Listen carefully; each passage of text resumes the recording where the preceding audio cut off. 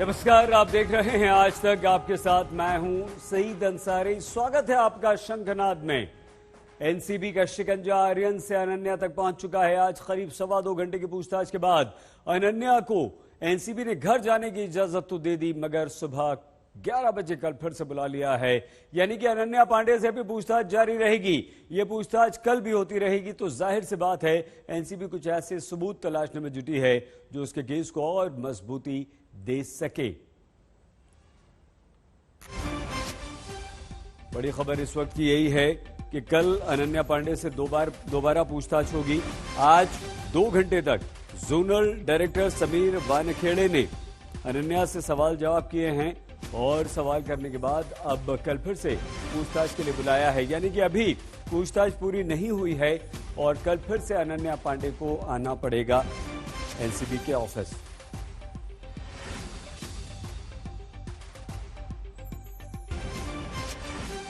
आइए सीधे इस वक्त हम आपको मुंबई साहिल जोशी हमारे संवाददाता के पास लिए चलते हैं। साहिल, कल फिर से अनन्या को आना है। किस तरह के तार, क्या सबूत एनसीबी अब तलाशना चाहती? देखिए, नारकोटिक्स कंट्रोल ब्यूरो का शंखनाद बॉलीवुड के खिलाफ पिछले साल भर से चल रहा है और उसी का पार्ट 2 हम आर्यन खान के केस में यहाँ पर हमको नजर आ रहा है। दरअसल आर्यन खान के व्हाट्सएप चैट्स जो उनके फोन से उनको बरामद हुए हैं, उस व्हाट्सएप चैट्स के आधार पर अनन्या पांडे को पूछताछ के लिए बुलाया गया था, क्योंकि जाहिर सी बात है कि आर्यन के फोन में जो चैट्स है वो अनन्या पांडे के साथ किए गए हैं और नारकोटिक्स कंट्रोल ब्यूरो का प्रिजम्पशन है, उनका ये मानना है कि ये चैट्स ड्रग्स से रिलेटेड चैट है। तो जाहिर सी बात है कि उसको लेकर उनकी पूछताछ अनन्या पांडे से चल रही है। व्हाट्सएप चैट्स ये सुप्रीम कोर्ट के आदेश के मुताबिक किसी भी तरीके से एक एविडेंस या सबूत के तौर पर नहीं माने जाते, उसके साथ कोरैबोरेटिव एविडेंस ढूंढना पड़ता है। तो ये कोरैबोरेटिव एविडेंस ढूंढने का काम चल रहा है। आर्यन खान पर एक तरीके से आरोप है कि उन्होंने ड्रग कंजम्पशन किया, तो जाहिर सी बात है कि अनन्या पांडे को वो विटनेस के तौर पर ले आना चाहते हैं या उसको भी इसमें एक्यूज बनाया जाएगा, ये बात अभी तक तय नहीं है। लेकिन अनन्या पांडे से पूछताछ अब कल भी जारी रहेगी, क्योंकि आज 2 बजे बुलाया गया था, वो 4 बजे तक आ पाई, 2 घंटे ही सिर्फ उनसे पूछताछ हो पाई। तो जाहिर सी बात है कि बहुत सारे सवाल और भी पूछना बाकी है, इसीलिए 11 बजे उनको बुलाया जाएगा और उसके बाद आगे की दिशा तय की जाएगी कि जो सवाल जवाब है उसके आधार पर अनन्या पांडे का भी फोन लिया गया है, तो उनके फोन का डाटा जो लिया जाएगा उसके आधार पर भी आगे की क्वेश्चनिंग हो सकती है।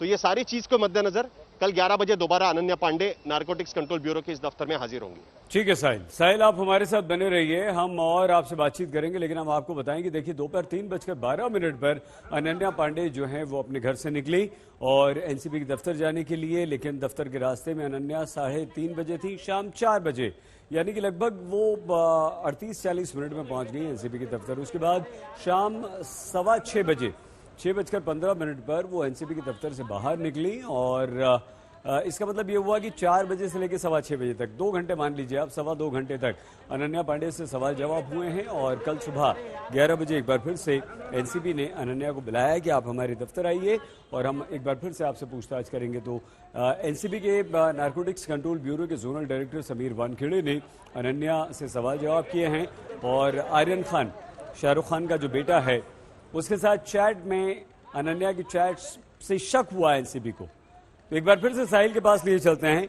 साहिल, आपको लगता है कि और बॉलीवुड के सितारे इसमें अब शामिल होंगे और किस तरह से अनन्या के द्वारा उन तक पहुंचना, या वो एक ड्रग रैकेट है उसके तार तक पहुंचना चाहती है एनसीबी? फिलहाल तो ये लग रहा है कि बॉलीवुड सेलिब्रिटीज जिनके चैट्स आर्यन खान के मोबाइल फोन में है, उन तक पहुंचने की कोशिश नारकोटिक्स कंट्रोल ब्यूरो से होगी। नारकोटिक्स कंट्रोल ब्यूरो का मानना है कि जो चैट्स हैं वो ड्रग्स से रिलेटेड चैट है। हमने रिया चक्रवर्ती के केस से देखा कि व्हाट्सएप चैट्स के आधार पर कई लोगों को बुलाया गया पूछताछ के लिए और उसी का पार्ट 2 यहाँ पर हम लोग देख रहे हैं। नारकोटिक्स कंट्रोल ब्यूरो का मानना है कि इसके जरिए वो ड्रग रैकेट तक पहुंच सकते हैं, वो समझ सकते हैं कि किनसे आखिरकार ड्रग खरीदे गए और यही पूछताछ अनन्या से भी होगी। अगर अनन्या के चैट्स ड्रग रिलेटेड है तो उसको उस बारे में भी पूछा जाएगा। और भी जो बॉलीवुड सेलिब्रिटीज के नाम, करीब 2 लोगों के और नाम नारकोटिक्स कंट्रोल ब्यूरो के सोर्सेस फिलहाल लोगों को बता रहे हैं, तो वो नामों तक भी पहुंचने की कोशिश रहेगी। जी ठीक है, तो अब बॉलीवुड के और भी ऐसे नाम हैं जो सामने आ सकते हैं, जो इसमें शामिल हैं या इस चैट के द्वारा एनसीबी उन तक पहुंचना चाहती है। लेकिन आज दिन भर अनन्या पांडे का इंतजार हुआ और उसके बाद जब अनन्या पांडे पहुंची तो 2 घंटे तक एनसीबी ने सख्त सवाल पूछे, पूछताछ अभी खत्म नहीं हुई। कल एक बार फिर से अनन्या को सुबह 11 बजे पहुंचना होगा पूछताछ के लिए।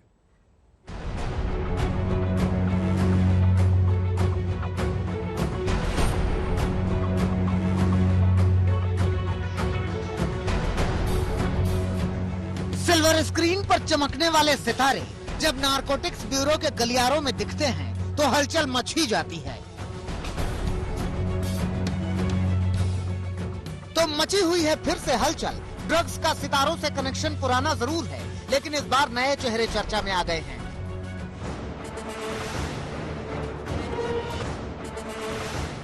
सफेद लिबास में एनसीबी दफ्तर में प्रवेश कर रही ये अनन्या पांडे हैं। साथ में नीली शर्ट में हैं पिता चंकी पांडे। अनन्या से एनसीबी के चीफ समीर वानखेड़े ने महिला अधिकारी की मौजूदगी में सवाल किए। गुरुवार का दिन सिनेमा की दुनिया में हलचल मचा देने वाला था। आर्यन खान से पूछताछ के बाद एनसीबी को कुछ ऐसा मिला था कि वो अनन्या पांडे के घर पहुंच गई। एनसीबी की टीम ने अनन्या का फोन अपने कब्जे में ले लिया। दरअसल एनसीबी को आर्यन के फोन में अनन्या के साथ की गई चैट मिली थी।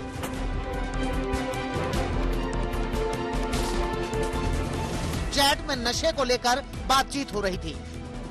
अदालत में सुनवाई के दौरान एनसीबी ने इस चैट को सौंपा था।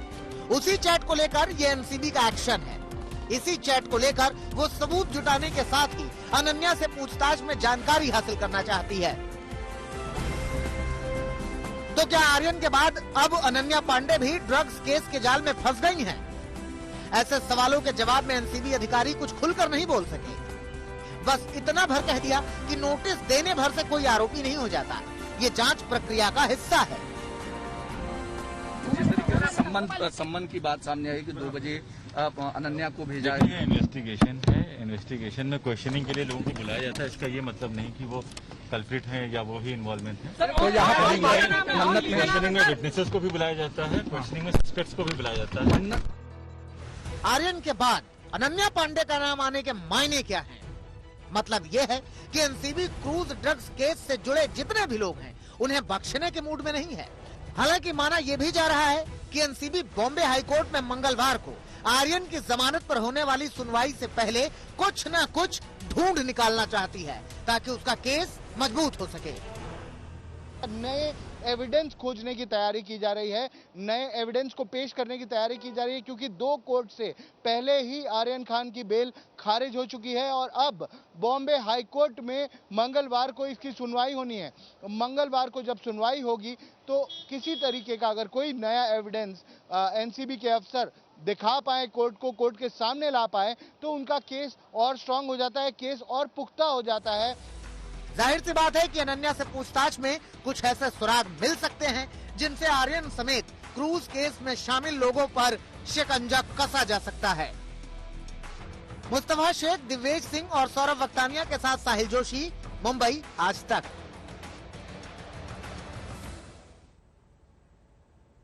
एक तरफ अनन्या पांडे से एनसीबी सवाल जवाब कर रही है तो वहीं आर्यन खान की मुश्किलें कम होने का बिल्कुल नाम नहीं ले रही। आर्यन की न्यायिक हिरासत 30 अक्टूबर तक बढ़ा दी गई है। ये कल खत्म हो रही थी। इस बीच आज 2 बड़ी बातें हुई हैं। पहला ये कि 18 दिन बाद शाहरुख खान अपने बेटे आर्यन से मिलने आर्थर रोड जेल पहुंचे हैं और दूसरी ये कि एनसीबी की टीम ने मन्नत का रुख किया। सूत्रों की बात माने तो एनसीबी ने शाहरुख खान से मुलाकात की। शाहरुख ने एनसीबी के अधिकारियों से कहा कि वो बहुत अच्छा काम कर रहे हैं, लेकिन उम्मीद कर रहे हैं कि उनका बेटा जल्द से जल्द जेल से बाहर आ जाए।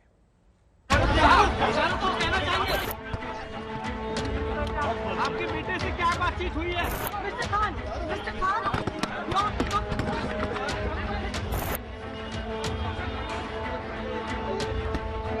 चेहरे पर काला मास्क और काला चश्मा, आर्थर रोड जेल के अंदर तेजी से कदम बढ़ाते किंग खान। 18 दिन बाद आज वो मौका आया जब शाहरुख खान को अपने बेटे आर्यन खान से मिलना नसीब हुआ। किंग खान मुंबई के आर्थर रोड जेल पहुंचे तो तमाम कैमरे उनके हाव भाव को कैद करने में जुट गए। जिंदा दिल और बिंदास रहने वाले शाहरुख के चेहरे की रंगत उड़ी हुई थी। वो तनाव में और परेशान दिख रहे थे। खामोशी ओढ़े शाहरुख खान अपने बेटे आर्यन खान से मिलने जेल के अंदर दाखिल हो गए। ये वही ऑर्थर रोड जेल है जहां आर्यन 8 अक्टूबर से बंद हैं और बुधवार को जमानत अर्जी खारिज हो जाने के बाद यहां से बाहर निकलने का उनका इंतजार लंबा हो चला है। मुंबई के आर्थर रोड जेल के बाहर हम मौजूद हैं, जहां पर शाहरुख खान अपने बेटे आर्यन खान से मिलने के लिए पहुंचे थे। ये वही कक्ष है जहां पर जो रिलेटिव्स हैं उन्हें, जो उनके इनमेट्स अंदर हैं, उनसे मिलने दिया जाता है। फिजिकल मीटिंग जो है वो कोविड की वजह से बंद थी। 21 अक्टूबर से ये फिजिकल मीटिंग शुरू हुई है और इसी रास्ते से शाहरुख खान अंदर गए। यहाँ पर आप देख पाएंगे जो बाकी रिलेटिव्स हैं वो बैठे हुए हैं अंदर, जो लोग हैं उनसे मिलने के लिए। करीब 20 मिनट बाद शाहरुख बाहर आया तो चेहरे के हाव भाव में ज्यादा फर्क नहीं था। जेल के बाहर मुलाकातियों और दूसरे लोगों की भीड़ भाड़ के बीच उन्हें बाहर निकाला गया। इस दौरान शाहरुख वहां मौजूद लोगों को हाथ जोड़कर उनकी दुआएं लेते नजर आए, मगर मीडिया के तमाम सवालों के बावजूद शाहरुख ने अपनी चुप्पी नहीं तोड़ी।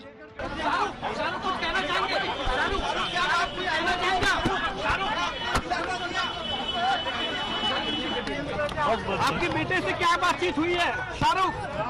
आप देखिए शाहरुख कुछ कहना चाहेंगे? शाहरुख क्या आप कुछ कहना चाहेंगे? आपके बेटे से क्या बातचीत हुई है शाहरुख? आप देखिए परिवार को पूरी उम्मीद थी कि शायद कल सुनवाई में आर्यन को बेल मिल जाएगी, लेकिन ऐसा नहीं हुआ। जैसे ही कोविड की पाबंदी में ढील दी गई, शाहरुख पहले ही दिन अपने बेटे से मिलने पहुंच गए। जेल के खास सूत्रों ने आज तक से बताया कि पिता से मिलकर आर्यन बेहद भावुक हो गए। शाहरुख और आर्यन की जब मुलाकात हो रही थी तब जेल के 2 गार्ड वहां मौजूद थे। जेल के नियमों के मुताबिक जब शाहरुख और आर्यन की मुलाकात हुई तब दोनों के बीच एक ग्रिल और कांच की दीवार थी और दोनों ने इंटरकॉम पर बात की। सूत्रों के मुताबिक शाहरुख ने आर्यन से पूछा कि तुम खाना ठीक से खा रहे हो ना? जवाब में आर्यन ने ना में सिर हिला दिया। उसने कहा, मुझे जेल का खाना अच्छा नहीं लगता। इस पर शाहरुख ने जेल अधिकारियों से पूछा कि क्या हम आर्यन को घर का खाना दे सकते हैं? इसके जवाब में जेल के अधिकारियों ने कहा कि इसके लिए आपको कोर्ट से इजाजत लेनी होगी। मुलाकात के लिए शाहरुख को 20 मिनट का समय दिया गया था। इसके 2 मिनट पहले ही यानी 18 मिनट बाद ये मुलाकात खत्म हो गई। सूत्रों की माने तो मुलाकात में शाहरुख ने आर्यन का हौसला बढ़ाया और धैर्य रखने को कहा।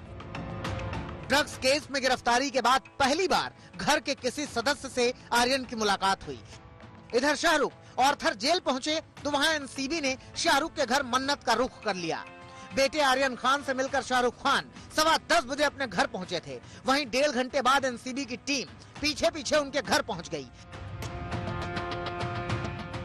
एनसीबी के जांच अधिकारी विश्व विजय सिंह को कुछ देर बाहर इंतजार करना पड़ा, फिर उन्हें मन्नत के भीतर दाखिल होने दिया गया।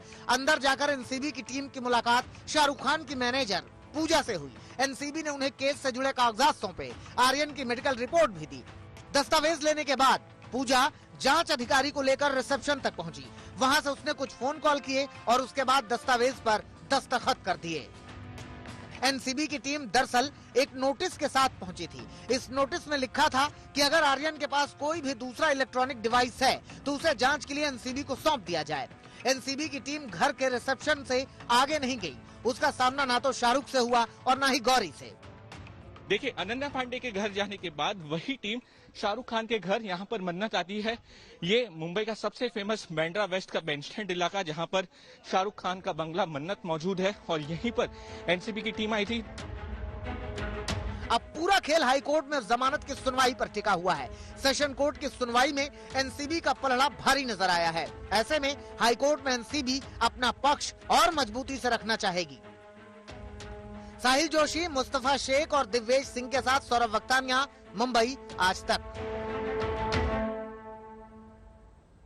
आर्यन खान अभी जेल में है, उसे और जेल में रहना पड़ेगा और अनन्या पांडे से कल फिर से पूछताछ होगी। फिलहाल रुख अगली खबर का।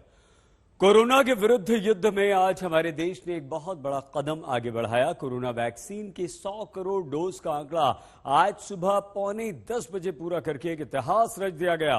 इस अवसर पर देश की ऐतिहासिक इमारतों को सजाया गया। प्रधानमंत्री नरेंद्र मोदी दिल्ली के राम मनोहर लोहिया अस्पताल खुद पहुंचे, वहां पर एक कार्यक्रम का आयोजन किया गया और वहीं पर 1.25 करोड़वां जो टीका लगना था वो लगा वाराणसी से आए एक दिव्यांग व्यक्ति को। और 1 मार्च 2021 को प्रधानमंत्री नरेंद्र मोदी ने अपनी पहली डोज ली थी। लेकिन ये देखिए वो विभिन्न इमारतें हैं जो जिन्हें सजाया गया था। ये ताजमहल है, आगरा का सुप्रसिद्ध ताजमहल, जिसे जहां पर रोशनी की गई है। और ये वैक्सीनेशन का ऐतिहासिक आंकड़ा छूने के बाद ये लाइटिंग की मॉन्यूमेंट्स, ऐतिहासिक धरोहरों को इस अवसर पर सजाया गया विशेष तौर पर। और ये 100 करोड़ का वैक्सीनेशन का आंकड़ा छूने की खुशी में जो कार्यक्रम किए गए उसका एक हिस्सा था। ये वो 8 अजूबों में से दुनिया के एक ताजमहल, विश्व प्रसिद्ध आगरा का ताजमहल, जिसे भी रोशनी से सजाया गया।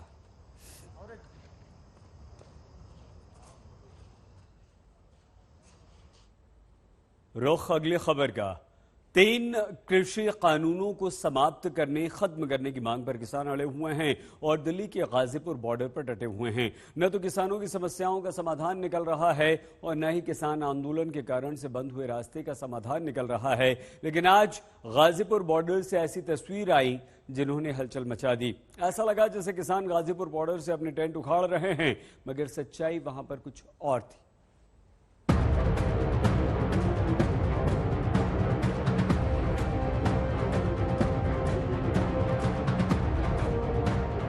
हाँ, रास्ते खोल लेंगे भाई, ये रास्ते खोल लेंगे। हमें भी दिल्ली